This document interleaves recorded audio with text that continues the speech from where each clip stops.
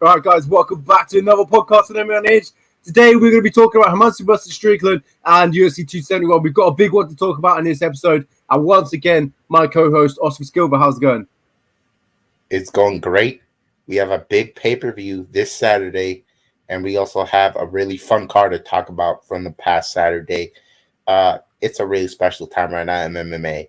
We're having these pay-per-views that are just 3 weeks apart. We're truly spoiled. And then we have Masvidal Covington coming up. And then we got Volkanovski versus the Zombie. It's such a fun time, man. Yeah, UFC 271, Adesanya versus Whittaker in Houston with Derek Lewis as well and Taito Rosa on the co-main event. It's such a big one. But before we get to that, we got to talk about what happened on the weekend. And that was Hermansen versus Strickland. Strickland got the job done, and he done it perfectly. I feel like the performance wasn't his best, but I feel like the wrestling of Hermansen. Hold on, let me scroll up. Here we go. The wrestling of Hermansen, he just didn't get it going enough. As you see there, 0 out of 8 takedowns. The takedown versus Strickland was on point. The striking was good. And he said he felt, Strickland said he felt the pressure a little bit. And I feel like it played, it showed his part a little bit. But looking back at my prediction, and I predicted a stoppage win for Strickland. And I look at the recent resume of Strickland, they're all decisions. So maybe that was a bad judgment call. Yeah, I picked Strickland to win by decision with a fairly high amount of confidence. And the fight played out exactly like I thought it would. Strickland stuffed the takedowns, and he kept them on the feet. And on the feet, it was very obvious to me that Sean Strickland is the better striker, a better boxer. And he's a headhunter. If you look at these stats, he's a big headhunter. And Jack Hermansen, he was attacking the legs a lot. And historically, the judges will give the fight to the guy that goes headhunting. You can just look at an example like Frankie Edgar versus Pedro Munoz. Pedro Munoz outlanded him with the leg kicks, but Frankie Edgar was headhunting, and ultimately the judges gave it to him. This is a similar scenario. Sean Strickland was ahead on the feet, and as you pointed out, the pressure got to him.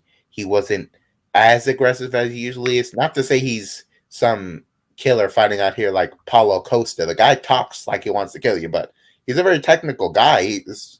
He keeps it nice and technical in there, and that's what he did against Jack Hermansen. And this was not the most competitive fight. It is absolutely crazy that Sal D'Amato scored a 48-47 scorecard for Jack Hermansen. It's unbelievable to me, honestly, because if you asked anybody, and all the commentators, they all unanimously agreed that Sean Strickland was ahead in the fight, and it was up to Sean Strickland if he really went for it. And unfortunately, he didn't go for it. He fought a little safe, and he regrets it. And fighting safe, the reason he fought safe was in hopes of getting a title shot. But he screwed himself because now he's not getting the title shot, because this was not a title shot worthy performance, if you ask me. I've got to agree. As he said after the fight that the pressure got to him a little bit. Main eventing. So yeah, you saw it in his performance. Wasn't as aggressive as you talked about. But yeah, it's the striking, the clear edge on the feet was Strickland. On the takedown defense for Strickland was on point. It was a good performance, but not a good enough performance to get that title shot. So be interesting to see where it goes from here. I know we've got Cannonier and Derek Brunson to talk about in this episode. So we'll see, I think the UFC will see what happens there. Then they'll go from there. But Strickland moves on with his win streak. What could possibly be next for him? I know he had that Luke Rockhold matchup scheduled that fell through. Maybe they called that one back in. Yeah, there's so many cool options out there. I did see an Instagram reel from Luke Rockhold saying that he has a wine night set up for July, which I believe that is hinting a possible fight with Paulo Costa, which I think that's a bad matchup for Luke Rockhold. That guy hits way too hard, and Rockhold historically hasn't been able to take those shots. So that is an option for Sean Strickland. UFC already put it together. But honestly, I feel like Sean Strickland is past that at this point. Sean Strickland realistically should be one fight or two at max from fighting for a title, and I think he'll fight the loser of Jared Cannonier and Derek Brunson. I think that's the fight. I think the Derek Brunson fight is very interesting because nobody's really mauled Sean Strickland in the UFC. Even when Usman fought him, Usman outboxed him. So it'd be very interesting to see him matched up with Derek and Jared Cannonier as well. He can knock out pretty much anybody. And Sean Strickland is 20-0 at middleweight, so nobody's done it to Strickland in this division. So both are interesting matchups to me. Yeah, it's an interesting position that Sean Strickland's in a minute because he can't fight Marvin Vettori because they're good mate. They're training partners, they're sparring partners. Yeah. So he doesn't want to fight Marvin Vettori. So it's either Jared Cannonier, the Derek Brunson, the loser, or maybe even the winner potentially. So it's an interesting position for him. But we'll move on to the next one. The co-main event, also in the middleweight division. Nick Maximov gets the job done against Puna Soriano. As you look at the scorecards, 30-27, 29-28, and it was a split decision. But this was a fantastic fight. Scrambles left, right, and center. I was impressed with Soriano with his wrestling defense. I thought maybe Maximov would get more success on the ground, but Soriano, my God, he's a scrambler for sure. Sometimes I saw him in positions that I thought, there's no opportunity out here to get out of this, and he pulled off a reverse, and it was incredible. And but Nick Maximov, his wrestling is good. He was just always one step ahead of Soriano, though. He was always he's like a position over submission guy, and Soriano just could catch up with him when it comes to the wrestling. Yeah, Soriano is a well-rounded fighter. A lot of people don't know this about him because he doesn't show it a lot. He's not just a brawler. The guy has a judo background. He definitely knows how to wrestle. All you have to do is see this fight. And he was scrambling out of some tough spots. And it was a very entertaining first round. And how any judge scored the first round for Maximov is pretty wild because he did no damage in the spots where he was controlling. In fact, in that round, he had a big knee that cut him wide open. I thought it was a clear round for Soriano, and actually bet on Soriano to win this fight. I was very confident that he would stuff the takedowns and on the feet he would have an edge. But Maximov's striking has clearly gotten better. He was throwing some cool kicks. He was actually landing on Soriano because Soriano was fearing the takedown. So, yeah, Maximov has a very bright future ahead of him. He's just 24, and he's already doing it to a guy with this kind of UFC experience. I think he can definitely crack the top 15 one day, but he does not have the most judge-friendly style because he was not landing any real damage when he was in this controlling positions. So that's something to work on. And also on the mic, the guy has that Stockton accent. He even has the kind of hand gestures that the Diaz brothers have. And it's kind of funny to see the Diaz brothers cheering on wrestler because their whole career they were dumping on wrestlers, saying that they weren't real fighters. And here they are training one of the best wrestlers in the middleweight division. And this was just on the weekend, and we are now Wednesday as we're recording this, and he's already got a fight booked according to his manager. Yeah, that's really cool. I think if he has a very active 2022, he could find himself in the top 15. Who knows? With the right matchups, it's what happened to Kevin Holland. When Kevin Holland fought the right matchups, guys that weren't wrestlers, he was able to get to the top fairly easy. But of course, we knew he wasn't exactly top 15 material once he got thrown in there with some of the elite wrestlers. Yeah, a good performance from both guys. From Puna Soriano impressed me in this fight, and so does Maximov. But Maximov got the win, and rightly so. But someone who else impressed me was Shavkat Rakhmonov. We knew about his talent, we knew about his potential heading into this fight. He was 14 wins, 14 finishes, and I thought, would he be able to finish Carson House? I believe so, but he did it even better than I thought he would. Yeah, I picked this fight very much 100% correct. I said first round KO for Shavkat Rakhmonov, and he delivered. I knew that Carlston Harris is not the most durable guy. He has a speed disadvantage in this fight, and Shavkat is he's the real deal, man. He had not fought anybody of this caliber before this, and now he fights Carlston Harris, and he runs through him. He tried to get a takedown, but Carlston Harris' takedown defense really held up. I was very impressed by that. But as soon as they went in distance, he landed a wheel kick and didn't even land flush, but it still knocked down Carlston Harris. And the ground and pound he unleashed on Colton Harris was something to be reckoned with, and it put him out, straight up out. The guy has legitimate power in his hands, and he's a problem because he's a finisher, and he's never failed at finishing anybody. He's 15-0, 15 finishes, and now I think he's pretty much guaranteed a top 15 opponent because if you look at the rankings, he just got ranked at number 15. I mean, if you look at where he can go in the future, potential matchups, him, Shavkat Rakhmonov versus Khamzat Chimaev. Oh my God, that just blows your mind. Yeah, I think he would have a decent shot at beating Khamzat too. So Shavkat, also he's another guy that's if I'm not mistaken, he's not even 30, so still improving. He's not been at Sanford MMA for that long, and those guys really know how to sharpen guys' entire MMA game there. I think he's gonna be one of those guys that sticks around for a long time and will be knocking on the door for a title shot eventually. Yeah, very impressive performance from Shavkat Rakhmonov. It did what he had to do. Another finish, 15 wins, 15 finishes. The sky's the limit for Shavkat, and I'm all for it. I'm on the Shavkat train. I'll definitely be tuning in wherever he goes. A fight that when we were previewing, I thought Sam Alvey shouldn't be in the UFC. He's on a 7-fight losing streak with one draw in that as well. I think his time inside the UFC is done.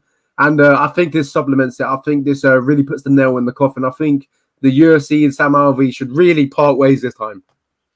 Yeah, I think with Sam Alvey, there's no debate on whether he should be in the UFC at this point or not.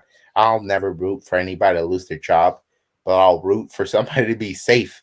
And for Sam Alvey's safety, I think he should leave the UFC. This guy is getting his head knocked off his shoulders starting every time he fights now.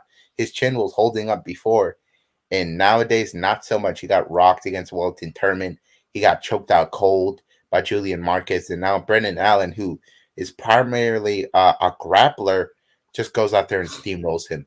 Sure, Alvey, he had him rocked early in the fight, but yeah, Sam Alvey's he's a very unreliable guy when it comes to picking him. Like, he really never fights smart, and he's usually outgunned in terms of skill. And that was the case. He was fighting a younger, more talented, quicker guy in Brendan Allen. Brendan Allen dispatched him quickly, and he did it on short notice. We actually didn't pick this fight on the show because Brendan Allen hadn't accepted the fight yet, but my pick was Brendan Allen by decision. But he did it very emphatically, what he did out there. Oh, I thought he got knocked out. Correction, he actually got submitted here. Once again, yeah, Brendan Allen is the real deal, man. This is a good bounce back fight for him, Brendan Allen. After getting knocked out by Chris Curtis. Good to see him back in the win column. But yeah, that was definitely some early scares from the skidding Sam Alvey. Yeah, it was definitely a smart move for Brendan Allen to step inside, step in at short notice, because it was a winnable fight. It was a good move. And yeah, you mentioned there the submission. It was the knockdown when it looked like he was out unconscious, and then he just grabbed the neck and just put him out. So yeah, Sam Alvey, it's not looking great for him at the moment. I believe the relationship between him and the UFC will probably end now, and I'm all for it.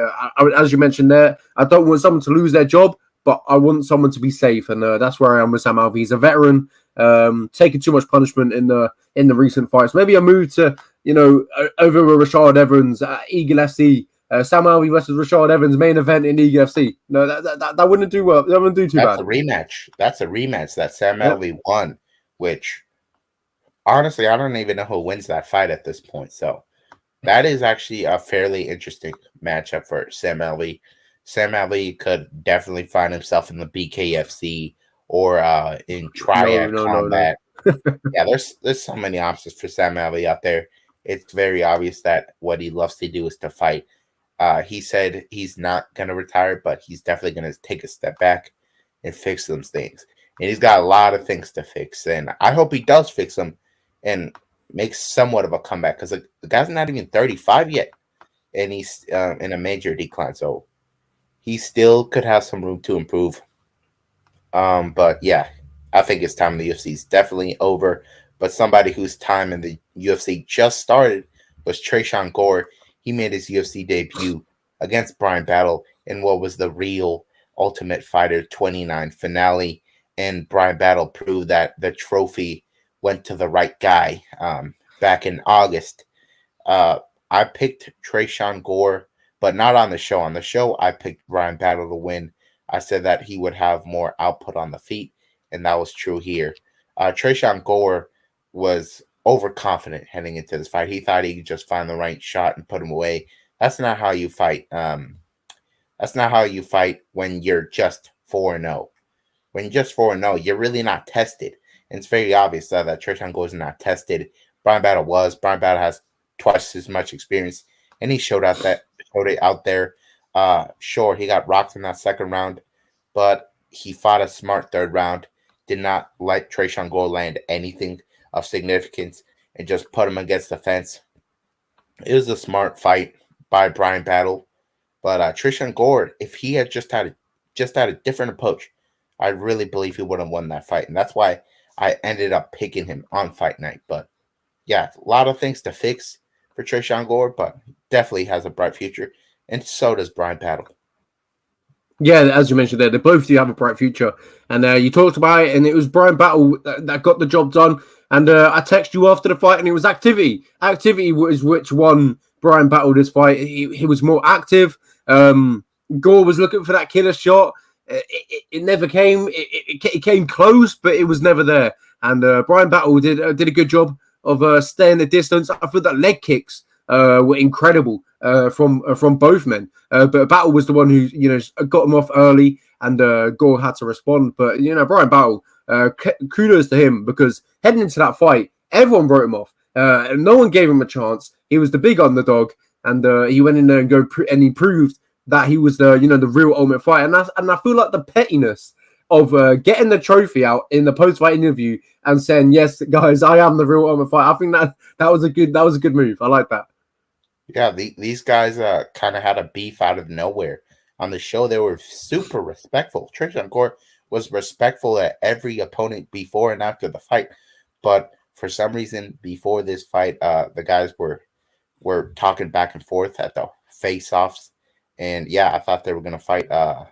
They were gonna fight this kind of fight, kind of ugly, and they did. And then Brian Battle, he had to flex the trophy. Honestly, I kind of hope he brings that out every time he wins. That'd be kind of cool, because a lot of people forget that the Ultimate Fighter is a thing. They didn't get great ratings the last time out, and I feel like people need to be reminded that it's around and who the champions are. Yeah, and the next Ultimate Fighter did get announced. Will be will be Amanda Nunes versus Valentina Juliana Pena. That's it. I've almost got it wrong twice in a row, but yeah, that starts today. But we ain't gonna see it today, so I'm not too sure when it airs. But I saw it in Juliana Pena's Instagram that it starts today, and so yeah, it'll be interesting to see who they pick. But another tough fight was between Juliana Rosa and Steven Peterson. When Juliana Rosa fight, I feel like he makes it harder for himself in the fight. I feel like he could have won this one fairly comfortably on the feet, but he just loves the dogfight. I don't know what it is. Yeah, Juliana Rosa was a big favorite heading into the fight, and I agreed with it, but he didn't look like it at all. In fact, in my opinion, he lost this fight. In the first round, he got tagged, and in the second round, Peterson was in the process of finishing the job. I truly thought Rosa was about to get knocked out, because in the past, he's not shown the greatest durability. He's the kind of guy that has all the will in the world to win, but sometimes his body just lets him down. This time around, his will prevailed, and somehow he stayed in the fight. The guy was on very wobbly legs, and he stayed in the fight. He landed that spinning back elbow, which knocked down Peterson, and that's what stole him the round in the judges' eyes. But in my opinion, the damage done by Peterson, part of that, exceeded the knockdown from the spinning back elbow. But super exciting fight. This is going to be an honorable mention for Fight of the Year at the end of the year. I'm sure this was such an awesome fight. It's a bloodbath. So much violence. Come the third round, that's when Rosa definitely won that round. I know that. Peterson, you were saying Rosa could have won this a little easier. I think Peterson could have won this if he had just fought a little smarter and listened to his coaches were saying, don't wind up on the shots, don't give Rosa the opportunities to land, and he gave him all the opportunities to land. As Rosa's coaches said, a fight broke out in a mixed martial arts contest. Yeah, I feel like both guys didn't really have their thinking hats on in this fight. Julian Rosa, I feel like he forced a dogfight when he could have been more technical and, maybe stayed away of taking a little bit too much punishment. But, he got the job done. It was a tough one. Could have went either way. But credit to Steve Peterson as well. He was a huge underdog and he went in there. It was a fantastic dogfight. As you mentioned there, Fight of the Year candidate, 100%. And if you're Steven Peterson, you're probably kicking yourself in the foot because your opponent, Julian Rosa, just bagged himself £100,000 for this fight. Yeah, Julian Rosa, he got the biggest payday of his entire career. And it's really impressive that a guy that has been cut multiple times from the UFC has made his way back and has been on a 4-1 run. And one of those fights paid him over $100,000. My estimation for the payday that he got in total is north of $170,000. If you include his win bonus, Steven Peterson's 20 or 30% that he got from Peterson missing weight, the guy made a very big payday, probably the biggest payday he'll ever get. It's similar to the payday that Brandon Moreno got when he fought Davis and Figueiredo this last Saturday. So, yeah, Rosa definitely got a major bag on that card, and you have to feel bad for Peterson, who just now realizes that maybe he should head over to the PI and talk to the nutritionist. Yeah, 100%. I do agree. But moving on to the prelims, it was the headliner between John Castaneda and Miles Johns. John Castaneda got it done, and he got it done in round number 3. It was a calculated performance from John Castaneda. It was a good one. Stayed at range, got that knockdown as well. So it was a good performance, and eventually got that arm triangle where Miles Johns he was slowing down as well. So he capitalized on his opponent slowing down and got that arm triangle win. John Castaneda looked good. A good performance. Was you impressed? I surely was. A lot of people were super confident that Miles Johns would win this, and I was one of them. I didn't really give Castaneda his respect before this, and now I will surely give him his respect in the future. I actually thought the win over Eddie Wineland, I actually thought it was a chin thing for Eddie Wineland, but no, it's very obviously a skill thing. I really underrated Castaneda's entire skill set. And yeah, Miles Johns, I don't think I'll have that much confidence in him ever again, honestly. The guy has a serious gas tank issue, does not have the highest output. I was very misled about his approach to this fight. I thought he would be super wrestle heavy. The guy only attempted one takedown, and it was after he was rocked. I thought he would wrestle this fight. He did not. And Castaneda on the feet had a way higher output. And then eventually he knocks him down, gets the arm triangle, and puts Miles Johns to sleep. This was the best performance of Castaneda's career. It was a little similar to his performance against Marcelo Rojo, who fights this Saturday. He got the third round arm triangle. Castaneda has a very well-rounded game. I think now he's in the top 40 of this division. Yeah, if I'm correct now, back-to-back wins for John Castaneda now. So yeah, he's an entertaining guy.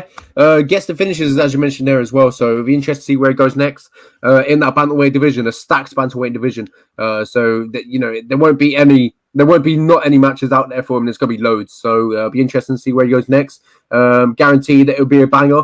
And Hakeem Dawodu. I was very excited to see him fight, only because I don't feel like we see him fight enough. And against Mike Triziano as well, a game opponent. But Hakeem Dawodu just had his number in this one.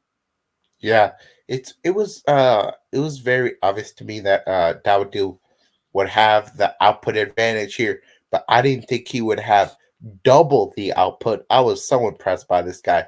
This is maybe the most impressive performance of his career. Besides the finishes, this was a fight where he did what he wanted to for most of the fight. He did get tagged in that second round, but he cleared the cobwebs. And after that, he just put it on Treyshawn. Treyshawn was just super hittable in this fight. And we saw a great performance from Dawodu, attacking all three levels, body, head, legs. Yeah, the guy, when he's fighting a striker, he just really shines, especially when he's this ahead. And yeah, it's kind of cool to see him not have to fight a wrestler, because this guy fought Mosar Vloev and Zabar Tuhugov back to back. Those had to be nightmare matchups in terms of the preparation with wrestling. So fighting a guy like Treyshawn, who really didn't offer much on the ground, had to be a breath of fresh air for him. And now I think he's one or two fights away from getting back to the rankings. But this featherweight division is a real Shark Tank. Yes, it's phenomenal. Moving forward, he's got good matchups in front of him. But yeah, I like to see him fight. He's an entertaining fighter. Definitely hunts for the finish every time. But it didn't present himself in this one. But he still looked good, looked technical, looked good at range. So a good performance with Dawodu. But Mike Trezziano is always game. He always brings the heat, and he made it a good fight. But Dawodu just had his number in this one. Got the job done. But moving on to the next one, at middleweight. And if we're talking about if someone had someone's number, Enjoy Carney had Barry's number. 16 seconds is all it took. Yeah, I told you guys this would be a very exciting fight. And it was for 14 seconds or 16 seconds. And Njokuani has serious power. I actually underestimated his power. Marc-Andre Barrel has taken some big shots in his career and just kept on going forward like it was nothing. And just the perfect combination from Njokuani just put him down. And Njokuani followed up with vicious ground and pound and finished the job. This is a perfect UFC debut for any fighter. This is the kind of debut people dream of. It was the second quickest UFC debut knockout of all time. I don't know what else he could ask for here in Njokuani. He got the bonus, deservedly so. And I thought this would be a tougher fight for him. As I said, I really like Marc-Andre Barrel. He follows my page on Instagram. I cheer him on every time, but this is a mismatch. And Njokuani, he's now in a position where he can fight somebody like Brandon Allen, who just fought on this card. I think Njokuani is not too far from the rankings. Yeah, and I got to say that's probably a bad matchup for Allen. I don't like the chin of Allen. We talked about it, and Njokuani, man, he put himself on the map. And as you mentioned, the second ever quickest debut. Obviously, first Terrence McKinney, if I'm correct. Yeah, absolutely. That was a 6-second KO, if I'm not mistaken. Yeah, against Matt Steam Train Frivola, I believe. Yeah. The steamroller Frivola. Yeah. There we go. Yeah. But Njokuani, what a performance. 16 seconds all it took. Landed 13 out of 13 strikes. It was phenomenal. This guy's got a good future ahead of him. His brother, if I'm correct, had a stint inside the UFC, had a stint inside Bellator, fought an Eagle FC a few weeks back. Didn't go his way either that way, but Njokuani, he looks the better out of the two. Yeah, because he is the younger brother, of course. He has the deepest voice on the roster. It's actually really due to, he says it's actually due to weight cutting. He said the weight cutting destroyed his vocal cords, apparently. So that's why he sounds like that. But yeah, he definitely could be a co-worker of Ron Perlman, who does the intros for the UFC pay-per-views. The guy has a very intriguing voice. Yeah, I don't know what it is about his voice, but he makes it always seem bigger, if that makes sense. Yeah, he also sounds like he's been a smoker for 50 years. But regardless of that, we'll move on to Alexis Davis, who fought Julia Storyalenko. This is my most confident pick on the entire card, besides Shavkat Rakhmonov. Alexis Davis has all the experience in the world, has fought every top female fighter, and she fought Julia Storyalenko. Julia Storyalenko was winless on The Ultimate Fighter, did not get signed after The Ultimate Fighter, comes back to the UFC, makes her debut in the UFC, and still gets no wins. And for the most part, she's only winning by armbar. So when she fought Alexis Davis and Alexis Davis followed her to her guard, I was a little nervous, especially when Stoliarenko locked in that armbar, had it very tight. I thought it was over for a second there. But Davis, she's seen it all. She's a black belt herself. She's a veteran. She's not going to get overwhelmed by an armbar at this point in her career. So she did what I expected her to do. She effectively defended the submission attempts, and she stayed. She kept top control, and landed the ground and pound. And in the second round, that was a very close round. That's the best striking I've ever seen from Stoliarenko. But I actually did give it to Davis ever so slightly. Davis, she has a ton of scar tissue. It looked like she lost the round if you didn't pay attention to it, but I did give her a very slight edge. And in the third round, it was an easy round to score. Davis stayed on top most of the round, and all three judges scored it a 10-8. And I agree with that. Really nothing on the Stoliarenko side. And she might be in a position where she could get cut after this. And Davis, she stuck around forever. She's always going to be the perfect test for any prospect in the UFC. Yeah, I got to agree with you. Alexis Davis, a veteran, seen it all inside the UFC, seen it all inside MMA, and Stoliarenko brought something that Davis has seen before, the armbar, and that was the only way I saw Stoliarenko winning this fight, and it just didn't present itself. A few times, Davis was in a little bit of trouble, but as you mentioned, she's a black belt in her own right. She knew how to get out of the positions, and she did so.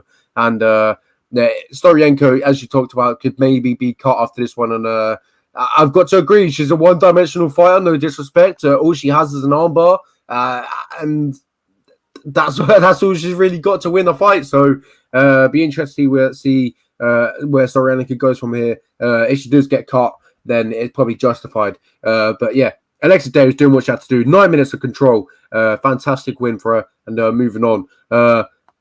This is a guy that you were really high on. You talked about him a lot before we came into last week in the preview show. You were really, really high on him. You told me about him before we went on the show.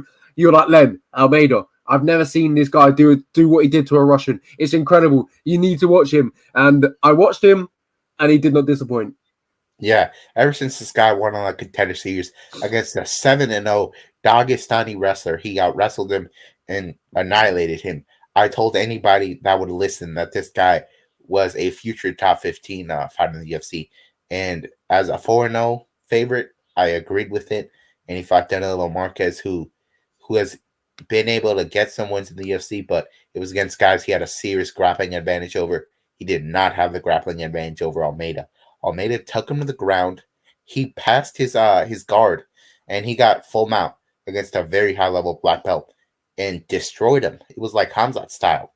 Just straight up ground and pound, looking for the rear naked chokes. It was a pick your poison moment for Marquez there. He could either get choked out or get knocked out, but the referee, Mike Beltran, had mercy on him. Even though Marquez blocked a lot of the strikes, it was just overwhelming. He was just not defending himself. The strikes were unanswered, and Almeida had a very dominant performance. On most nights, he probably gets a bonus, but this is a pretty jam-packed card when it came to finishes, so he did not get one, but I was supremely impressed by this guy.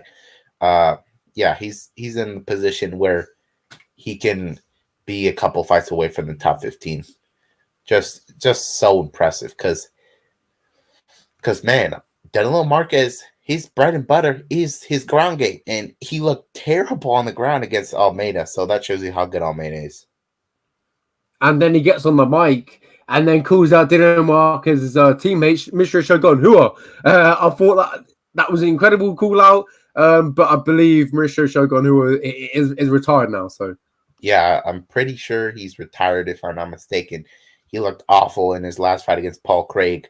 He tapped out due to strikes. That's not what we usually see from Shogun. We usually see Shogun fight until the bitter end, but it was not that. It was not the case there. And I don't think he has the fighting spirit he once had. He's clearly slower. That would be an awful matchup for Almeida. I think Almeida would be around a minus 700 for that fight. So, yeah, I have no interest in seeing that, but pretty much anybody else, I'm in when it comes to Almeida. And we have 15 fights to preview, so we got to get through these last couple ones quick. Jason Witt got knocked out by Philip Rowe. We knew what to expect here. This is my exact pick. I knew Jason Witt would get a takedown, but I knew that come the second round, the fight would start on the feet, and Phil Rowe defended the takedowns. And then all he needed was to get a couple shots off. Only 8 total strikes, and he knocks out Jason Witt. Jason Witt's chin is super unreliable. He did eke out the decision last time, but yeah, when it comes to Jason Witt, I don't think he's gonna have a lot of longevity because he just cannot take damage well at all. Yeah, that's it. There, that's the tale of the story. He just can't take damage, bro. If he gets hit by a striker that has any sort of power, he's getting knocked out or he's getting hurt. And we saw it in here. Philip Rowe getting the job done, knocking him out in round 2. If you're facing Jason Witt and you defend takedowns and you get your striking going, it's a winnable fight for anyone. So it's interesting to see where Jason Witt goes next, but it's a tough one for him to take. Another knockout loss, but Philip Rowe gets back into the win column, so that's interesting to see him get back into there. But one that I did not expect was Malcolm Gordon versus Dennis Bunder. We were both really high on Dennis Bunder, and it didn't go to plan. Yeah, it did not go his way in any facet. He was a big favorite, and honestly, I didn't trust him as a big favorite. I was not comfortable betting him because Malcolm Gordon has a black belt of his own, and he has decent power. And Malcolm Gordon, he started quick this time around. He did not let Bunder establish his striking at all. He took it to the ground. He got in positions where he wanted to control him. And no, never mind. Bunder got the takedown, and then Gordon got the armbar off his back. He popped Bunder's elbow, I believe, and then he put his weight on Bunder, and Bunder tried to get up and dislocated elbow there for Bunder. Very gnarly to see. And would Gordon have won had the fight had there been no injury? I'm not sure, but Gordon, he did do serious damage with that armbar, so this was a very legitimate win. I'll be cautious when doubting Malcolm Gordon in the future because I doubted him against Francisco Figueiredo, and this time he shined, and he did it against a very big prospect in Dennis Bunder. Yeah, we were both very excited for him. The rest of the day's Bunder was what stood out in front of me when researching him. So it was interesting to see Malcolm Gordon shoot. And as you mentioned, he's a black belt in his own right, and he got the job done. So that's it. Be interested to see where Dennis Bunder goes from here. I still think he has a lot of potential in that flyweight division. The flyweight division is not as stacked as many divisions, so a few wins he'll be in that. He can hunt for the top 15 spot, and so. I just want to see him get back to back in the win column. I still feel like he has a lot of potential. But yeah, we now the interesting part. We get to talk about UFC 271, Adesanya versus Whittaker, number 2 in Houston. Oscar, take it away. This is a rematch from October of 2019. We've been waiting for this one a long time because this is a situation where I believe that the 2 best middleweights are a level above everybody else. These 2, in my opinion, are 2 of the most skilled middleweights to ever grace the octagon. Adesanya is on the road to GOAT conversation, if you ask me. This guy has maybe the best striking we've ever seen in the octagon. And in his first fight with Robert Whittaker fought very aggressively, a lot of winging strikes. And Adesanya, he knew exactly what to do when Robert Whittaker was throwing those wall hooks, and he threw those check hooks, and Robert Whittaker's momentum went right into Adesanya's punches, and he got a knockdown at the end of the first round, and Whittaker was saved by the bell. Come the second round, Whittaker actually does pretty well for himself to start off, but he gets tagged again by the same exact strike. Honestly, I think the Romero fights definitely affected Whittaker's durability. Whittaker took unbelievable damage in both fights. So I'm very confident that Adesanya can knock him out again this time. I believe he does it in the 4th round. Sure, Robert Whittaker has become a better fighter, a different fighter ever since the Adesanya fight. Robert Whittaker attempted 0 takedowns in the first Adesanya fight. And for those of you that don't know, his wrestling is one of his greatest strengths in preparation for the Yoel Romero fight. I forgot which one. he actually went to train with the national team in Australia for wrestling. This guy is an excellent wrestler. In fact, he was going to compete in the Commonwealth Games, but the UFC said we will strip you of the title if you compete in the games. So Robert Whittaker did not compete in the games, but he's one of the best wrestlers in all of Australia. This guy has the real deal when it comes to wrestling. His wrestling is so good. He takes down Romero and secures a significant amount of control time. Also, when he fought Kelvin Gastelum, his wrestling looked absolutely great there too. Let's talk about the Ken Neer fights and the Darren Till fight. In the Ken Neer fight, he breaks Ken Neer's arm in the first round, and after that, he just looks spectacular, and he rocks Ken Neer. Ken Neer, he's fought a heavyweight, man. This guy is the real deal, and Robert Whittaker, a former welterweight, is out here rocking a former heavyweight. Robert Whittaker is a threat to pretty much anybody standing, and I think he's a threat to Adesanya standing.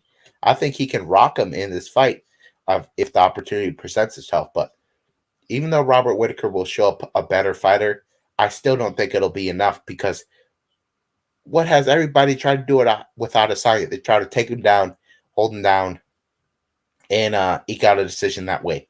The only guy who did it was Jan Blachowicz, and Whittaker's trying to do what Blachowicz did. The problem is that Jan Blachowicz is a much bigger fighter. The physicality was very much a factor there.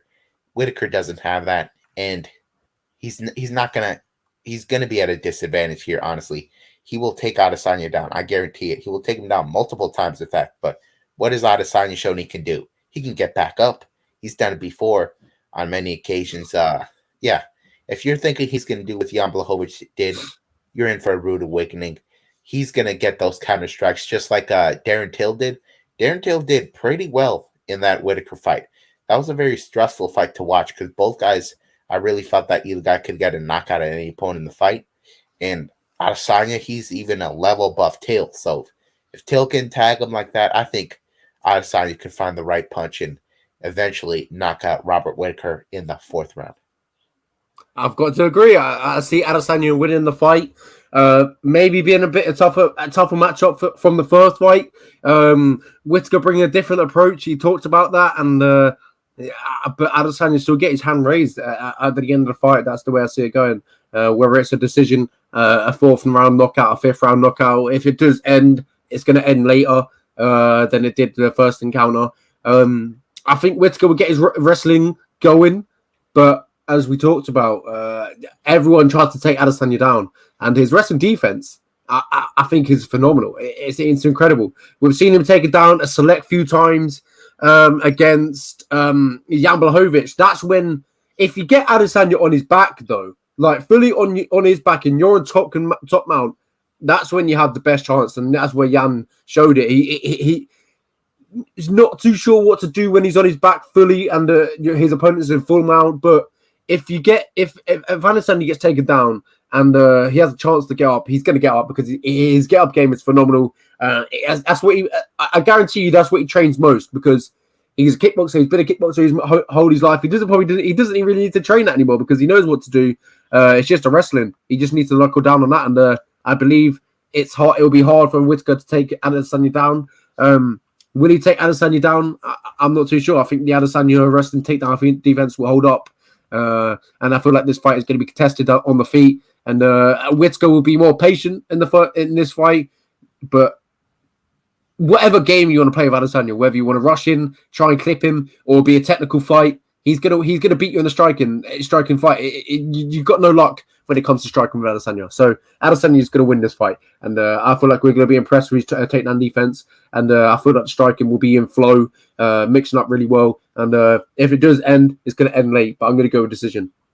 Yeah, I think this fight will be Adesanya's volume on the feet versus Whittaker's control time, because as I said, Whittaker could hurt Adesanya, but when it comes to volume and accuracy, it's always going to be on Adesanya's side. That's what he does, man. There's not many people on this planet that can beat Adesanya in a striking fight in this weight class. This guy's just too advanced, man. He's one of the few guys in MMA that makes his opponents look silly. He made Romero look silly. He made Paulo Costa look silly.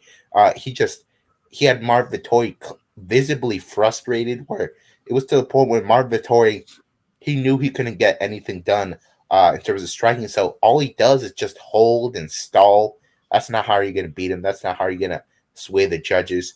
Adesanya I believe this is a situation Adesanya probably has his number. I have so much respect for Robert Whittaker. As I said, one of the most skilled middleweights ever. I just think Adesanya's ahead.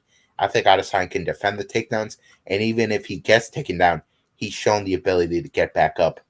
And eventually, Robert Whittaker will get countered perfectly because Adesanya is the best counter striker we've ever seen in the octagon. He's going to land the perfect shot, just like he did in the first fight, just like Wonderboy did back at welterweight back in the day.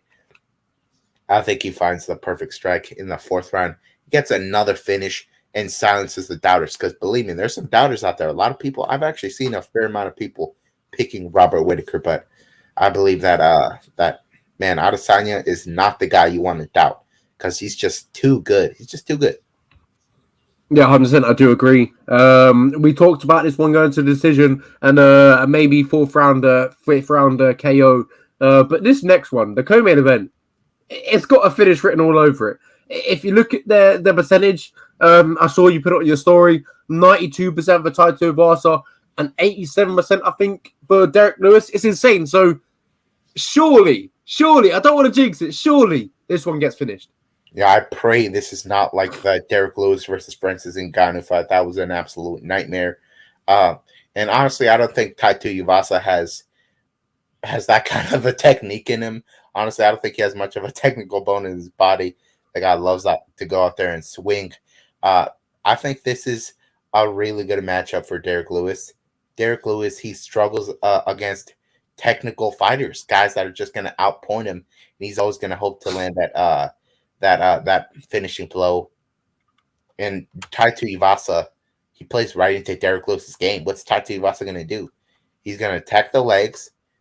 Derek Lewis can counter those leg kicks with a big bomb. He's going to try to swing forward and knock out Derek Lewis. Derek Lewis will find the mark, and I think in terms of power, Derek Lewis 100% has the edge here. Derek Lewis is the KO king, most KOs in UFC history. He got the record in his last fight against Chris Daukaus. You ask me who's the better fight between Chris Daukaus and Taito Uvasa? I give a significant edge to Chris Daukaus, honestly. In terms of technique, definitely an edge for Daukaus. And Derek Lewis ran through that guy in 3 minutes. Derek Lewis has now got his confidence back after, of course, the terrible fight he had against Gane. He's got his confidence back. And, yeah, Taito Uvasa, he 100% has a puncher's chance here. But I think he's outgunned here. I think Taito Uvasa has a shotgun and Derek Lewis has a bazooka. Also, a nice point to be made here. Derek Lewis, a lot of people forget, he actually took down Alexei Olenek. He got a takedown against him. And then he got on top and hoped for the ground and pound, but he got reversed. I think if he puts Taito Uvasa on his back, Taito Uvasa's get-up game is awful, man. It's really awful. Derek Lewis has a lot of wins by ground and pound. That is definitely an option here. Do I foresee that happening? Not exactly, but it is an option. And Derek Lewis, as I said, he should get the first round KO. Greg Hardy rocked Taito Uvasa into that fight, and Derek Lewis is much better than Greg Hardy. Hits much better than Greg Hardy. This is very much the fight for Derek Lewis to win. That's it. I pretty much agree with everything you said. You put it perfectly with Derek Lewis as a bazooka and Taito Uvasa as a shotgun. He hit 10 times harder than Taito Uvasa. They're both men are not technical. We're not going to see a technical fight here. We're not going to see any jabs in this fight. We're not going to see any setups. We're going to see overhand rights, left hooks, right hooks, wild exchanges. And all it takes for Derek Lewis is one barrage, one uppercut, and it's over. That's it. And as you mentioned there, Taito Uvasa got rocked in his last fight against Greg Hardy. But what Greg Hardy did wrong is he rushed in for the kill, and then he got himself knocked out. And we've seen in the past, Lewis likes to rush in, get the finish, but Derek Lewis can take some shots to the head. He can take some shots to the head, but the body is where we talked about this before we had on there. The body is where Taito Uvasa could potentially win this fight. We see it with JDS, the body kicks and the targeting the body. But do I see Tai Tuivasa doing that? I do not. I just don't see the technicality of Tai Tuivasa pulling out a leg kick and going body kick, going to the body, going downstairs with his strikes. He's a headhunter. Both of these are headhunters, and that's what we're going to see. And pretty much whoever lands first clean is going to win this fight, and I think it's going to be Derek Lewis. I think Derek Lewis lands first. Derek Lewis also has a much more high-level experience. The only guys that really beat him are the cream of the crop. Also, if you want to ask who has the better chin, it's very obviously Derek Lewis. When he's last time he got TKO'd with Smart Cut, it was really exhaustion, and Tai Tuivasa got straight up slept by Junior Dos Santos. I think Derek Lewis closes the show in his hometown and gets redemption from the Thurgood loss with a first-round KO.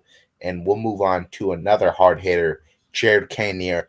He's fighting Derek Brunson. It's very obvious that the winner of this fight will get the title shot, especially after Sean Strickland's lackluster performance. Jared Cannonier got called out by Israel Adesanya after Adesanya's win over Paulo Costa, but Cannonier did lose that fight to Robert Whittaker. But mind you, he did fight most of the fight with a broken arm. And he's fighting, on the other side, he's fighting Blonde Brunson. Derek Brunson has been on a straight-up run ever since he went to Sanford MMA and dyed his hair blonde. He's gotten wins over guys like Kevin Holland, Edmund Shabazian, Ian Heinisch. These were guys these were guys he was underdogs against. And in fact, I picked against him in the majority of those fights. But here's the problem with picking Derek Brunson here. Jared Cannonier not only hits harder than all of those guys I just mentioned, but he has a better get-up game and a better takedown defense game than all those guys. This guy has KOs at heavyweight. This guy has better kicks than the majority of middleweights. I really think he has the tools to destroy Derek Brunson here.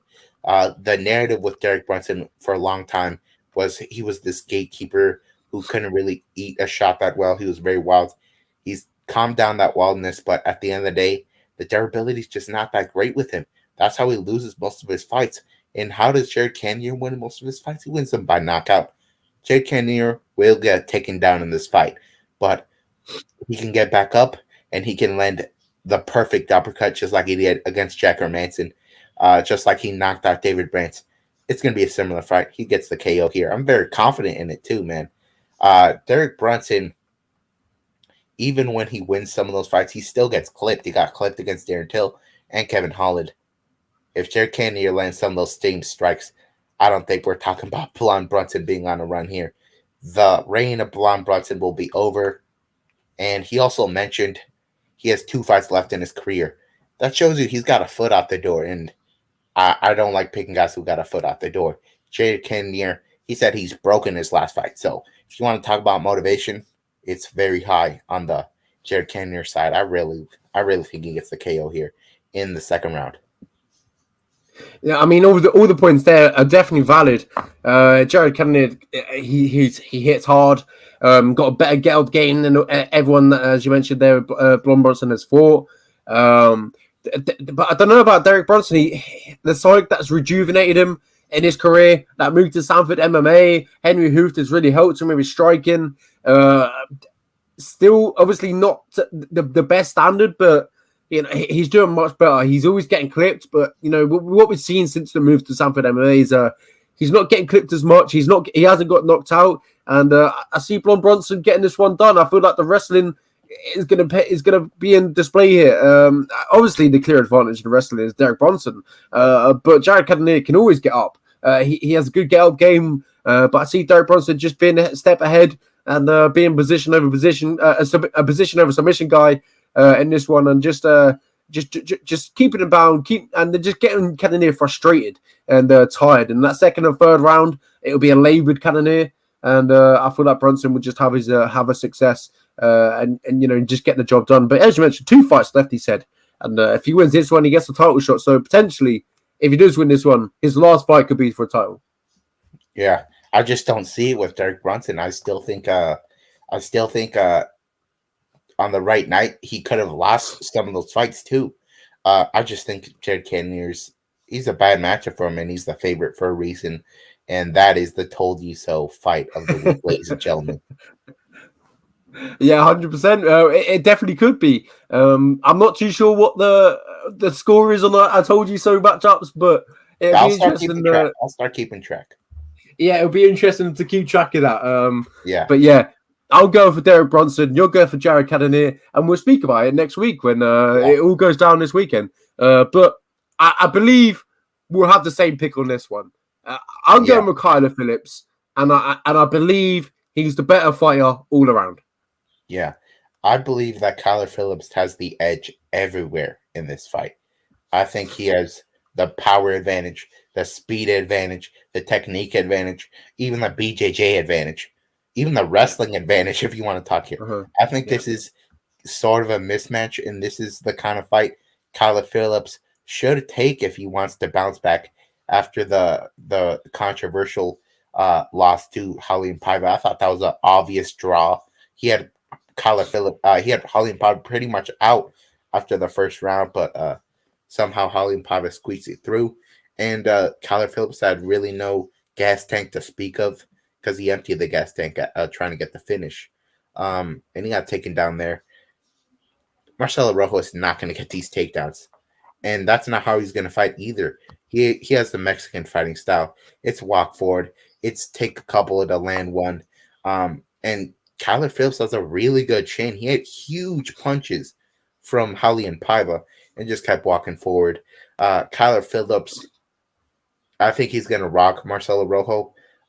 Here's the thing with Kyler Phillips. He's very flashy, and those are unnecessary risks. He could get clipped here, but even if that happens, I still think he can get a takedown and submit Marcelo Rojo. As I mentioned on this episode, Rojo has been submitted by John Castaneda. I think Kyler Phillips is just as good as Castaneda on the ground, if not better. He's been training BJJ his whole life. Also, Marcelo Rojo in his debut, he got TKO'd by Charles Jourdain, and that was an eye-opener for me because I thought Charles Jourdain was going to dominate that fight, and he actually got cracked by Rojo in the first round. But Rojo, he did get gassed eventually. And I even though Phillips has gotten very tired in his last couple of fights, I actually think he has a better gas tank than Rojo. I'm really confident that Kyle Phillips gets a submission or a KO here. I'm going to say he gets it done in the second round by TKO via ground and pound. Yeah, I've got to agree. I think kind of Phillips wins this one pretty much any way he wants. If we talk about Phillips, he was on the cusp of the top 15 at bantamweight. So he's doing something right. If I'm not mistaken, he was number 15 after he beat Song Yadong.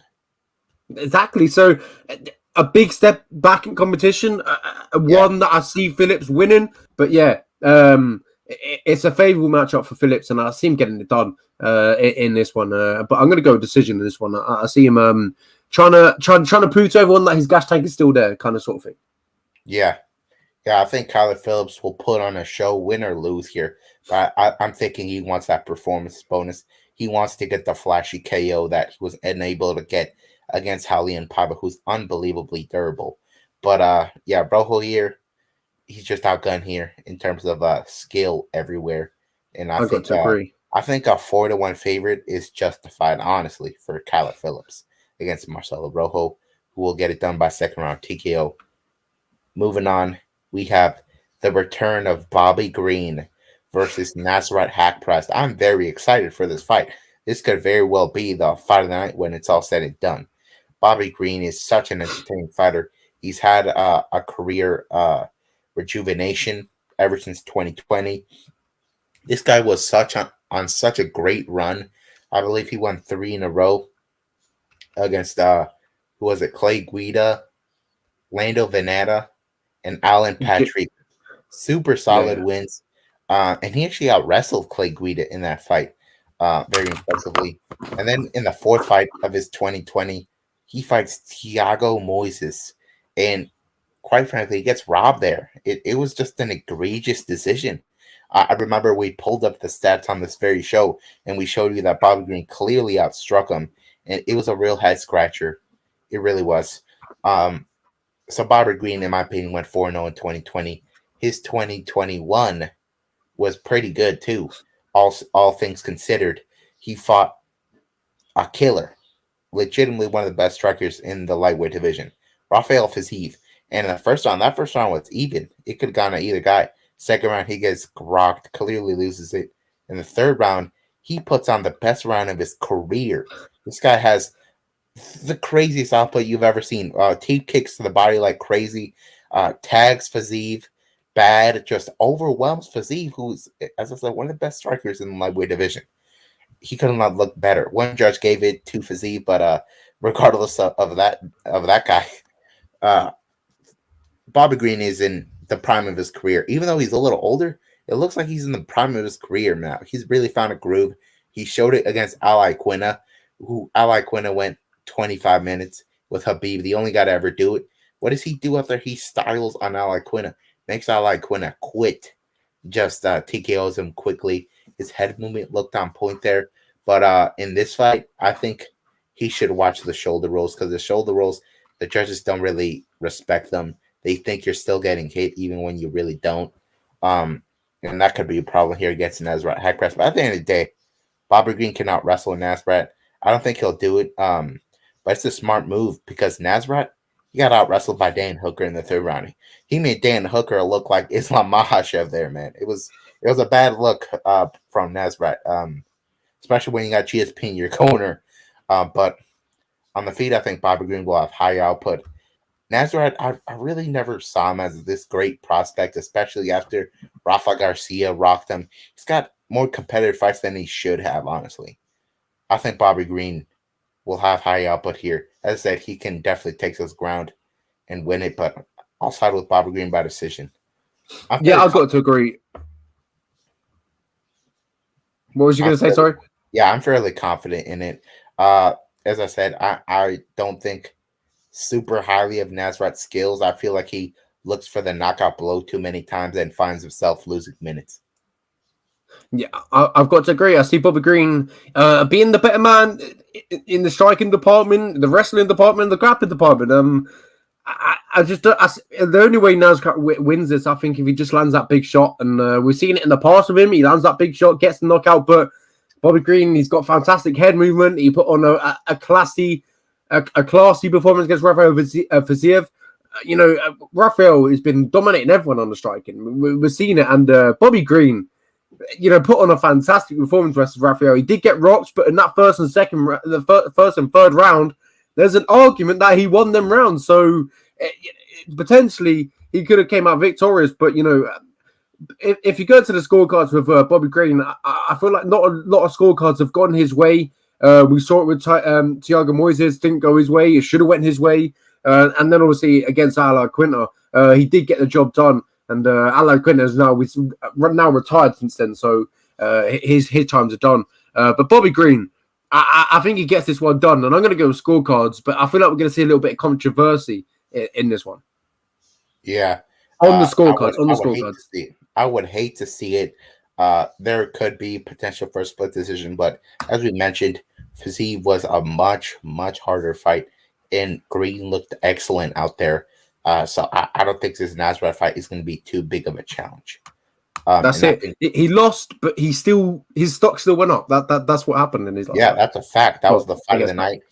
One of the fights that kind of got left out of the fight of the year conversation, but super entertaining. We'll move on to one of the legends of the sport, one of the most experienced fighters on the roster, Andrei Arlovski, former heavyweight champion, going up against Jared Vanderaa. This will go to decision. I'll say it right now. Both guys are not exactly knockout artists. Andrei Arlovski used to be, of course, but he knows better than to just go blow for blow. He fights smart these days. He looks to point fight. And so does Jared Vanderaa, unless he's fighting an undersized opponent that he can just take down and ground and pound. I don't think we'll see any grappling here. Arlovski, I think he did not look that great against Carlos Felipe, who was apparently not a clean athlete that night. Did not look like it at all. The guy, I don't know how he's not clean.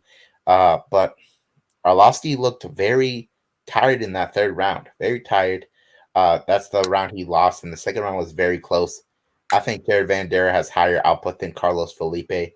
And I think he fights a little smarter than Carlos Felipe. It's not hit as hard as Carlos Felipe, but I think this is going to come down to striking output. And I really strongly believe that Vanderaa wins the third round. I think the second round will be very close. But ultimately, I will side with Jared Vanderaa by split decision here. Arlovski has to decline at some point, you know. And these are fights that are not too far apart from each other. So these camps, they have to be wearing on him. Jared Vanderaa, his 2 losses in the UFC were against beast wrestlers, Sergey Spivak and King Kong, Alexander Romanov. He got mauled in those fights. Arlovski's not capable of doing that, so I think there's Jared Vandera's fight to win, especially when he was fighting a more dangerous guy in Tafa, who that guy can knock you out at any time, and he did just well against Tafa. I think this is Jared Vandera's fight to win. Yeah, again, all them points what you said there, it definitely could persuade someone if you when you hear that. But I'm going to go with the veteran in this one. I'm going to go with Andre Arlovski. I think he's got the skills to get it done, obviously, and his decline, as you mentioned, his decline's got to be at some point. But I believe this weekend is not going to be it. The thing is with Arlovski, he beats his prospects. He loses, he wins, he loses, he wins sometimes. But he's been racking up a bit of a win streak, if I'm not mistaken. So yeah, 1-5 of his last 7. There we go. Arlovski's a very reliable guy, and I just don't see him losing this Saturday to Jared Vanderaa. The only time I see him losing is against a prospect that is knocking everyone out, because that's where we see Arlovski lose, when he gets knocked out, when he gets stopped. But recently, you know, he hasn't been getting stopped, and he's got a good chin. As we've seen as late, his chin's increased. It's got better. I don't know how that's happened, because he's getting older. Usually with age, your chin decreases, but it seems like he's taking more of a punch nowadays. So, Jared Vanderaa, do I see him knocking out Arlovski or outpointing him potentially? I don't see him knocking out Arlovski, but he definitely could outpoint him. But I see Arlovski just having a few veteran tricks up the bag and getting it done. Yeah, one thing to note here is that Jared Vanderaa will have a slight reach advantage there. And he does have typically a higher striking output per minute. So that's something to keep in mind here, especially when these guys are not traditionally knockout fighters these days. I think we'll see a split decision here. And I'm going to side with Jared Vanderaa in that spot.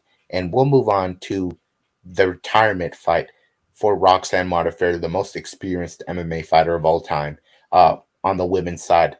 And she's fighting the undefeated Casey O'Neill. Casey O'Neill has all finishes. She's been an underdog in a couple of UFC fights, and she's passed these tests with flying colors. She fights Shannon Dobson. She's not a huge favorite in that at all, and she gets a TKO in the second round. And in the second fight, she fights Lara Procopio. She did not look too great to start off the fight. She actually dropped the first round, but eventually in the third round, gets that third round rear naked choke.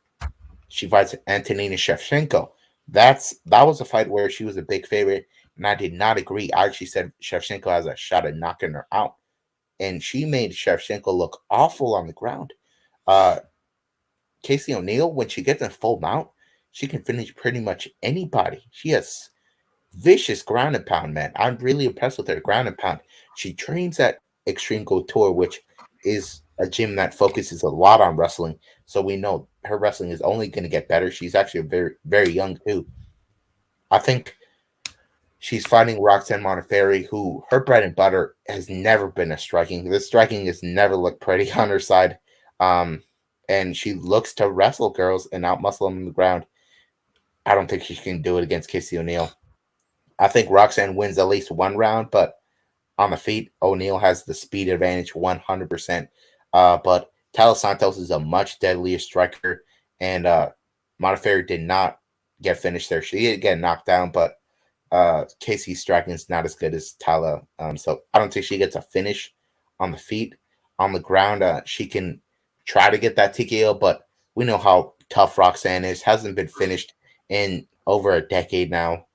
I think Roxanne is too tough, but yeah, I really feel that Casey O'Neill ekes out a decision here. Yeah, she's not have that wrestling disadvantage that Roxanne had against some of those opponents. So I think on the feet, she beats her. So I think that's her path to victory. I think I'm putting her on the feet because Roxanne it's never looked good on the feet for her. That's it. You put it perfectly. Roxanne Modifer has never looked good on the feet. It's always her bread and butter has always been that grappling, been on wrestling, and Casey O'Neill. Her path for victory is keeping this one on the feet and evading takedowns and Roxanne Modifer. She has to use her power and her physique to get Casey O'Neill down. But if you look at the size comparison, I know they're the same weight, the same size, but if you look at them side by side, I think Casey O'Neill looks the much bigger woman. Yeah, I would actually have to agree with that. She has a very thick base. I think, especially if she gets full mount here, she does have the potential to get a TKO here. But as mentioned, Roxanne very tough. But when it comes down to it, Casey, she used to train at Tiger Muay Thai. I really think she can find a way to do some damage to Roxanne, and she's not going to be like Andrea Lee, who is very scared of getting taken down. So I think Casey O'Neill is going to throw her strikes with a little more liberty than some of her other opponents. Yeah, I feel like this is also going to be the first decision of Casey O'Neill's career. So it'll be interesting. It'll be a good learning experience, and I think she'll get the job done. As you mentioned there, maybe Roxanne Modifer getting around, and then Casey O'Neill, coming back from one round down and getting the job done. Yeah. But yeah, Casey O'Neill has got a fantastic opportunity in front of her. Roxanne Modifer's retirement fight as well. So I wish her all the best of luck, and she had a fantastic career. Yeah, I think she's not going to have a good night this time around against the rising prospect, Casey O'Neill. And we'll move on to the return of Alex Perez. After losing in a main event of a pay-per-view, it was a title fight against Deiveson Figueiredo. He got submitted in the first round via the guillotine, and he may have a tough night ahead of him when he's fighting the BJJ black belt, Matt Schnell. Matt Schnell, he's kind of fallen in love with his hands these days. He loves to box. A lot of people thought he was going to get knocked out in his last fight. Tyson Nam? Roger Bontorin, before that he fought Tyson Nam. I thought Tyson Nam was going to knock him out. And he looked very impressive in that fight. He did not look impressive against Bontorin. Then again, that was at bantamweight, and Bontorin missed weight up a weight class. So that was a weird fight. He clearly lost that fight. He did not look good in that fight. Perez, on the other hand, we haven't seen him in forever. But before that Deiveson Figueiredo fight, the guy was on a roll. He won via calf kicks against Jussier Formiga. He was putting a lot of guys away with ground and pound and via submissions. He's such a well-rounded guy, and he has a clear power edge here, clear wrestling advantage here. He probably takes down Schnell, and I'll just assume he defends those submission attempts and gets that control time. And on the feet, I think he can land that overhand right and put away Schnell. Schnell's been knocked out by Pantoja and others in the past. I think this is going to be a highlight reel KO for Alex Perez. But if he doesn't get the KO, he can get the submission. So I'm very confident in Perez wherever the fight goes. So I think him being that big of a favorite is justified. I'm going to have to agree with you. I think Alex Perez definitely gets this one done. As you mentioned there, Schnell has been knocked out in the past viciously in a few encounters. I can't remember the names of who knocked him out off the top of my head, but yeah, he has been knocked out. He has been stopped. And Alex Perez, that's where he does his, he likes to do his best work. And as you mentioned, against Deiveson Figueiredo, didn't go his way that night. But Figueiredo's a fantastic opponent, a fantastic champion now. So there's no shame in that one. And definitely see Alex Perez knocking out Matt Schnell in this one. And I see it coming early. I see it in the first round. I see him catching him off guard and putting the lights out of Matt Schnell. Yeah, I think this is a good bounce back fight for Perez. From Deiveson to Matt Schnell is a pretty big jump down if you ask me. We'll move on to the last fight on the prelims, not the early prelims, but the actual prelims. And William Knight is facing Maxim Grishin. This is a very intriguing fight because William Knight, he's coming off a win, but is he though? He fought Alonzo Menefield. He clearly won rounds 1, clearly lost round 2. in the third round, he had controlled against offense for over 3 minutes, and then he just lands a couple strikes, and the judges go ahead and give it to him. I didn't see that see it the way the judges did at all. I think, in my opinion, he's coming off a loss, but he's fighting a guy, Maxim Grishin, who is a former heavyweight. He's been around the game a long time, has 3 times as much experience as William Knight. In fact, he has a win over Volkov at heavyweight. This guy's been around a very long time. I think he's going to be the bigger guy in there. When it comes to striking, this is very much a concern for Grishin, because William Knight hits like a truck, man. His striking may not be clean, but he hits like a truck. If you want to talk about winning minutes, that will be what Grishin does here. Grishin has a clear wrestling advantage. The guy is from Russia. He's not one of the Russian strikers quite necessarily. I meant to say a guy that doesn't just strike, but he's a well-rounded guy. If he uses his brain here and fights like Dong Jung did, I think he wins this fight. William Knight is a guy that got developmental deal in the Contender Series. They knew his skills were not really developed, and then he gets back on the Contender Series. His skills are not improved by a lot, but they still get him in there anyway. I still think he's developing, and I think he's going to be way behind when it comes to grappling against Grishin. I think Grishin wins a unanimous decision here with his grappling. I've got to agree with you. I feel like Maxim Grishin, this is the perfect fight for him to win this one.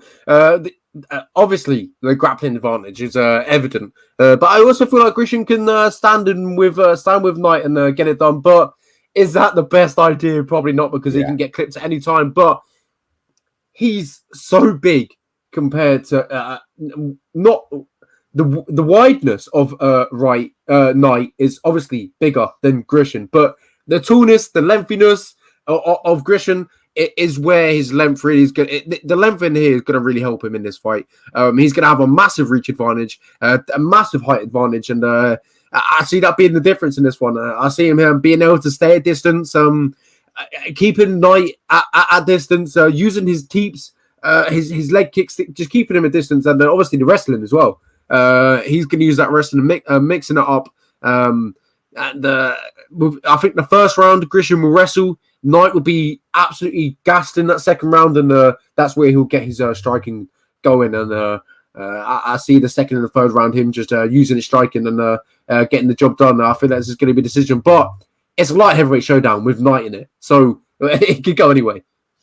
Yeah, Grishin is being underrated by some people in this spot. Even though he's a favorite, I think he should be a little bit of a bigger favorite, especially when you see the fight against Dong Jung, where William Knight just was taken down at will. And we'll move on to the main event of the early prelims. Mana Martinez is fighting Ronnie Lawrence. This is a prospect fight, and this is going to be an exciting one. Mana Martinez, most of his fights have ended via first round KO. Besides his last fight, which I really was confident he was going to get a KO against Guido Canetti, who's got a kind of a glass chin. Let's be honest. He does not get the win there. He did not let his hands go in that fight, and that's not what you want to see if you're fighting Ronnie Lawrence. But you have to let your hands go against Ronnie Lawrence, because Ronnie Lawrence will have you on your back before you even think about it. Ronnie Lawrence is a supremely talented guy. Dana White said he was special. Dana White doesn't say that about everybody. Ronnie Lawrence doesn't have this crazy NCAA Division I championship. This guy wasn't raised in Dagestan, but this guy just has a crazy wrestling game. It's really impressive. He's just naturally a good wrestler, and he does not slow down whatsoever. He has vicious ground and pound, and I think he gets a third round TKO here against Mana Martinez. Ronnie Lawrence is just overwhelming once he gets on top. I've got to agree with you. We saw in his debut, I can't remember who his debut was against, but all I remember is, didn't he get something like 21 takedowns? Yeah, it was something crazy. I think it might have been 12 takedowns. He was just getting takedowns at will. Mana Martinez will be a little more difficult at a takedown, but at the end of the day, he's still going to get those takedowns, man. He's got really good takedown accuracy, 76%. There you go. I think this is a really good fight for him. Honestly, I think this is a guy to look out for. Yeah, this is a fantastic matchup for Ronnie Lawrence, and a fantastic matchup for both ones. I feel like we're going to see both guys put on a good performance, and we'll talk about this one next week. And we'll be like, you know what, Martinez came, he gave a good count of himself, but it just wasn't quite enough for him this night. And I see Ronnie Lawrence just the grappling advantage. You talked about he's not this NCAA wrestler, but he's relentless. He doesn't let you breathe. Before you know it, as you mentioned, you're on your back and you're getting elbowed, ground and pounded, or you're getting choked out. Ronnie Lawrence is a phenomenal grappler, and we're going to really see a difference in levels in this one. But I feel like Martinez will be game, and he'll definitely put on a few challenges for Ronnie Lawrence. But I think Ronnie Lawrence will just be a little bit too much for him in this fight. And I'm really looking forward to seeing Ronnie Lawrence see how he gets on. I'm very excited to see his return. Yeah, me too. I'm very high on Ronnie Lawrence, and we'll move on to a fight that I believe has no business being low on that low on this card. Alexander Hernandez, he's fighting in his hometown of Houston, and he's this low against Renato Moicano, former fight night main event. I think this fight should be way higher in the card. We're talking about a guy in Alexander Hernandez who knocked out Benito Dariush in the first round in a minute in his UFC debut. That was a fight that skyrocketed him into the top 15. He eventually fought Cowboy, and the hype got derailed. But besides that, Alexander Hernandez, one thing you can rely on him to do is to hit very hard.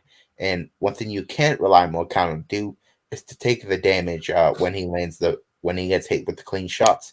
And even though I think Moicano is the better fighter here, I don't think he can take those shots from Alexander Hernandez. Hernandez is like a truck, man. Hernandez has the wrestling advantage here, but I still think that Moicano eventually can get a takedown and he can threaten submissions. But nothing really points to me saying that Hernandez has a huge hole when it comes to BJJ defense. And as I said, I really just think it takes one clean shot from Hernandez to beat Moicano.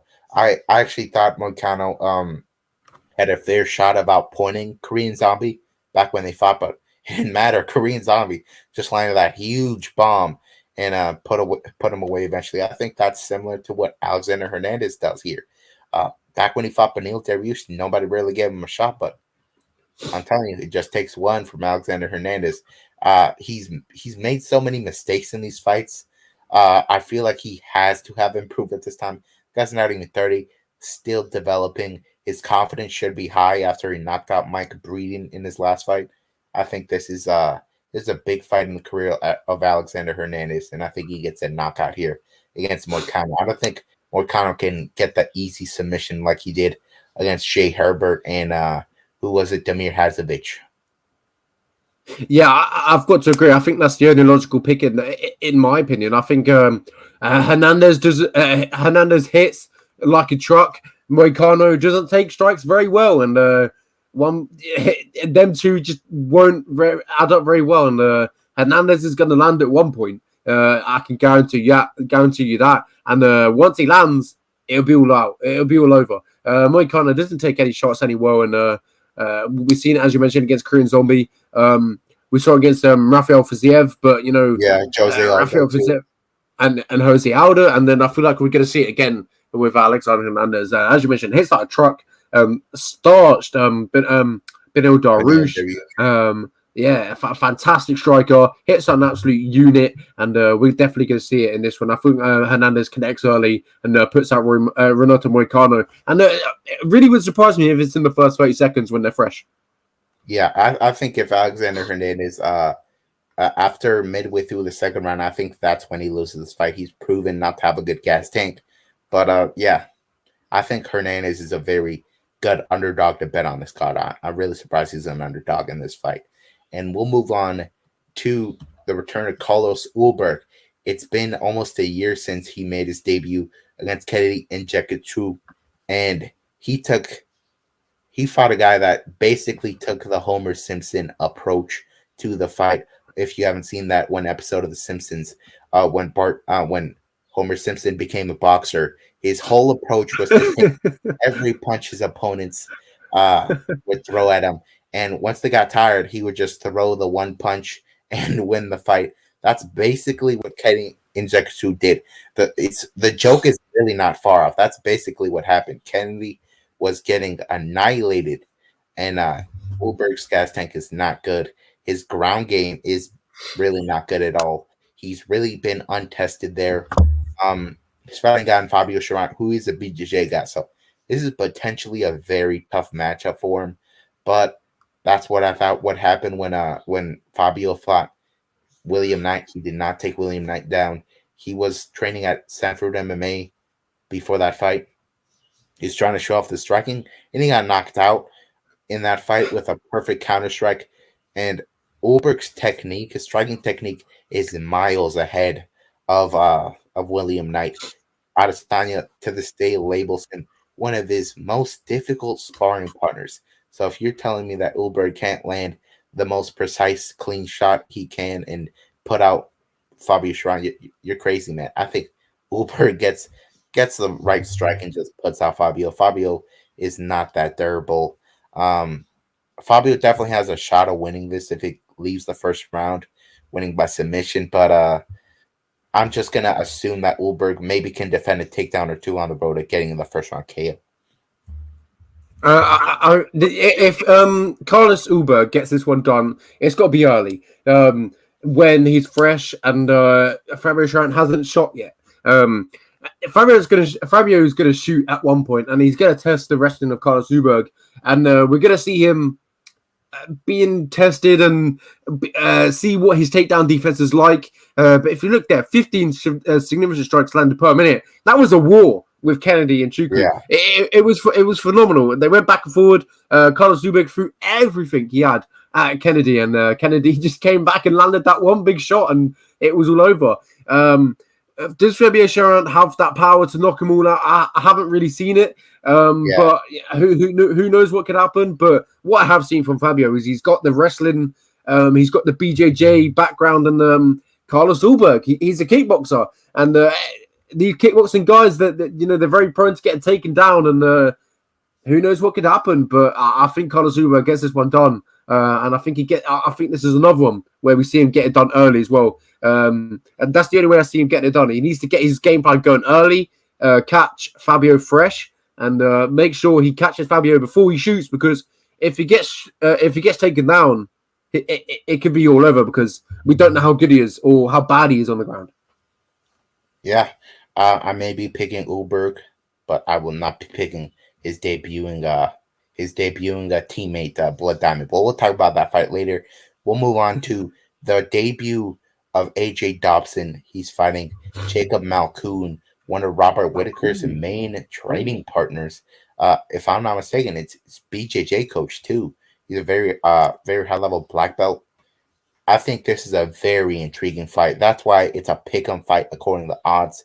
AJ Dobson hits like a truck. Most of his wins are first round finishes, either by submission or by knockout. In his debut, in his contender series fight, he got rid of his opponent fairly quickly.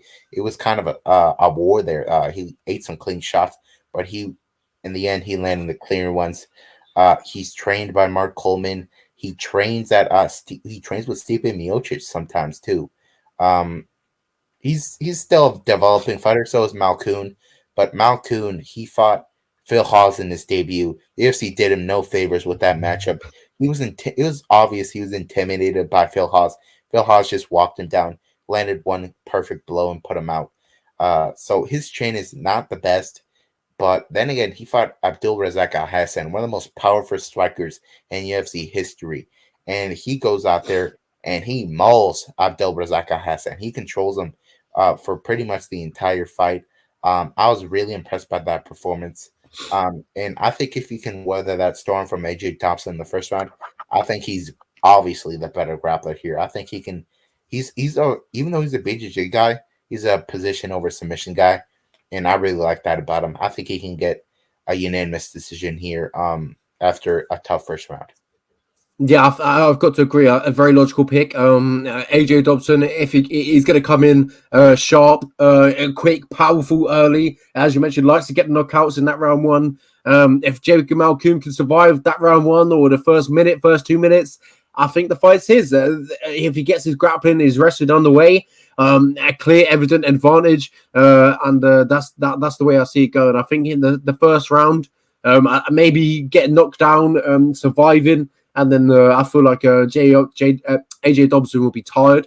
And then that second, third round, I see Jacob Malkoon taking over with the wrestling. A very good practitioner when it comes to BJJ, as you mentioned. Trains with Robert Whittaker, teaches Robert Whittaker. So you know he's got a bit about him when he's teaching Robert Whittaker, one of the former champions of the world. So this is a good matchup for both men. But AJ Dobson needs to get his striking working early to get the knockout, as Phil Hawes showed. And as you mentioned, Jacob Malkoon fought Abdul Razak Al Hassan in his last fight.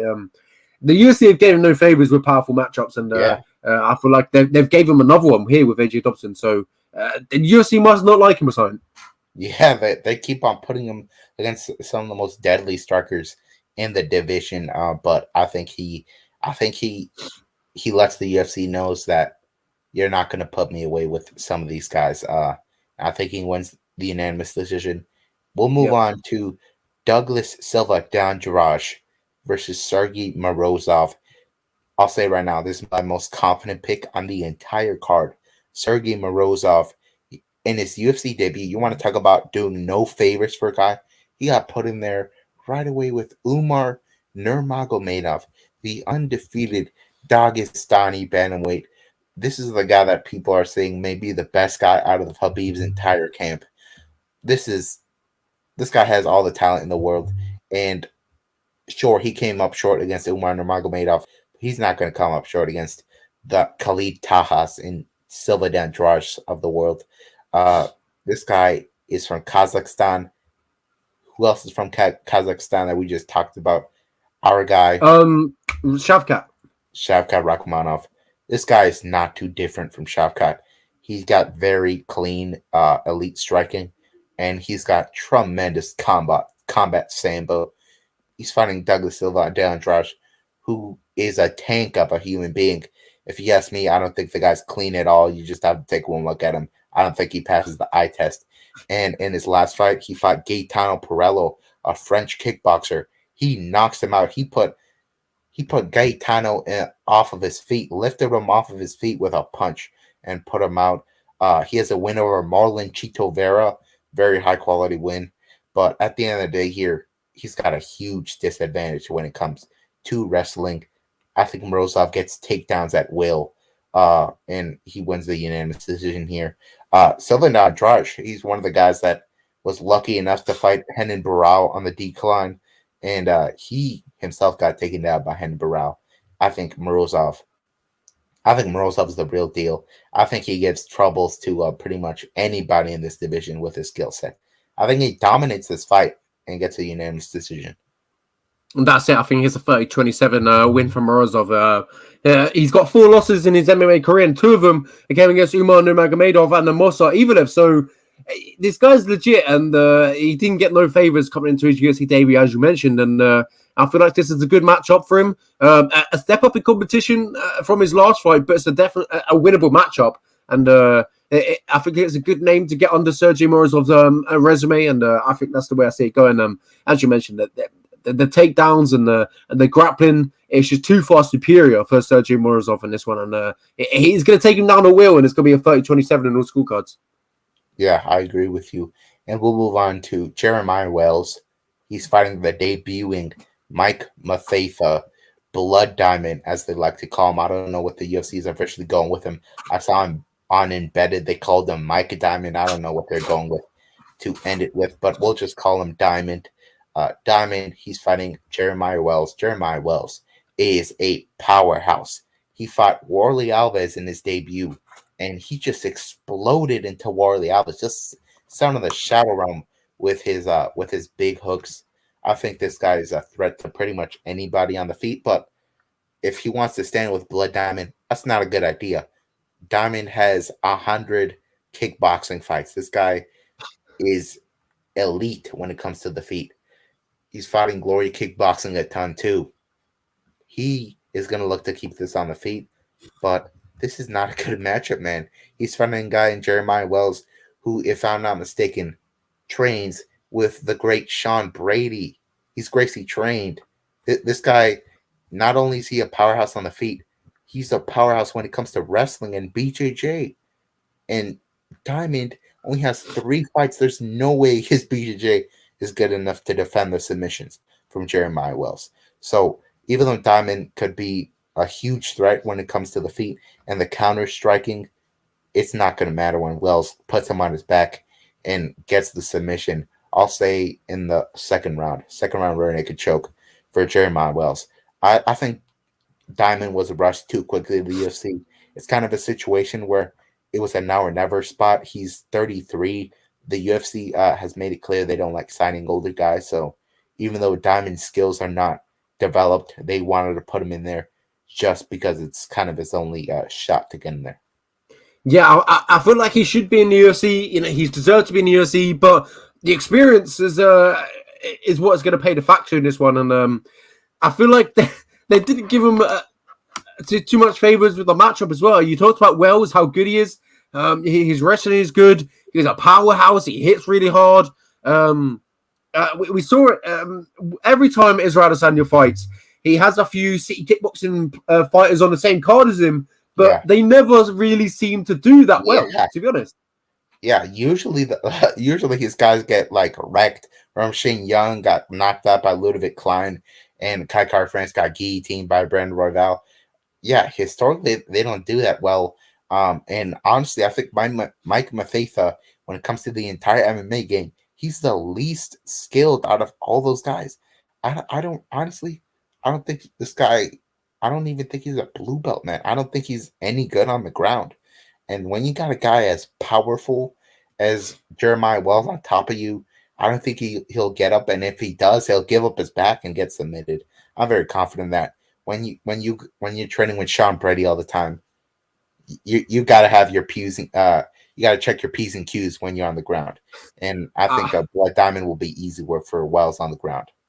I mean, I've got to agree with you. There's a lot of hype with Mike Diamond coming into this fight. You know, being the training partner of Israel Adesanya, being a phenomenal kickboxer. But I just feel like they didn't really give him too much favors in the matchup. I would have preferred a least experienced guy in this one for him. Yeah, and someone who's not as good as Wells, maybe. Yeah, they actually did give him a less experienced guy. They gave him Orion Cosey, who lost his UFC debut to Phil Rowe, but Orion Cosey pulled out, and Wells was going to fight Tim Means. Tim Means pulls out, so they had to put these two guys together. That's very inconvenient for Diamond, because Diamond was going to fight a little bit of an easier opponent, if you ask me, in Orion Cosey, but instead he's fighting Wells, who he was a favorite in his matchup against Jake Matthews that never happened. But yeah. No favors done to Blood Diamond, but that's going to be a proper way to kick off this card. I guarantee we'll see a finish. Either Wells gets knocked out, or Wells gets a submission here. So that's going to be a fantastic way to kick off a 15 fight card. Strap yourselves in, folks. It's going to be a long night, but it's going to be a very entertaining night of fights. I think this is going to be a very, very memorable card when it's all said and done. I think we'll see mostly finishes. Lenny, what do you have to say about the card as a whole? It's a fantastic card. Top to bottom, Alex Hernandez versus Ronaldo Moicano, both former headliners of a fight night. They're fighting on the early prelims. Oh, what a stab in the back for both of them. Honestly, it's incredible. But a fantastic event all around. And I feel like this matchup right here that I have on the screen, Bobby Green versus Nasrat Haqparast. That's the fight I have for fight of the night. Yeah, I would have to agree with you. I think this is going to be a very entertaining fight card. It looks like 15 fights on paper. I think we're going to see a ton of finishes. This might be one of those UFC fight nights where the UFC hands out more than 4 performance bonuses. I can feel it. I think we could see 6 or maybe even 8. I sure hope so, because guaranteed the main event will get a performance or a fight of the night bonus, because And they're going to put on a show because when we've got Israel Adesanya versus Whittaker in the main event, you know it's going to be a big fight and it's going to be fantastic to watch. Yeah, I agree with you. Let's send them off. Yeah, 100%. We've kept them on for 1 hour and 40 minutes. They're definitely sick of us now. But yeah, thank you very much for joining us. It's been a fantastic episode. We talked about UFC 271. We recapped Sean Strickland versus Hermansen, what felt like a while ago now. Yeah. Things just go by so quick.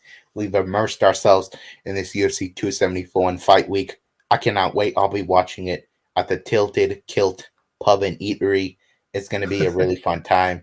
I'll be there with my friends, and I'm sure that the casual friends that I'm watching with, they'll leave there impressed, and they'll be very hyped to see the Covington versus Masvidal fight as well. I mean, wow, phenomenal! I can't wait. Honestly, UFC 271 goes down this weekend. Make sure you tune in. It'll be a fantastic week, a weekend of fights, and then make sure you tune in next week on Tuesday, where we talk about it all, recap it, and then obviously we talk about if I'm correct, Dos Anjos versus Viziev. Wow, I love that fight on paper. I really love that fight on paper. I think somebody's gonna get finished, but. We've got a whole episode for that. We've got a whole episode. You have to wait until the week of for me to tell you who I believe is going to get finished in that fight. Exactly. So make sure you tune in next week, Tuesday. Next week. I hope the fights are good this week. I hope they don't. They hope they entertain. And we're here to talk about all next week on Tuesday. So thank you very much for joining me, and we see you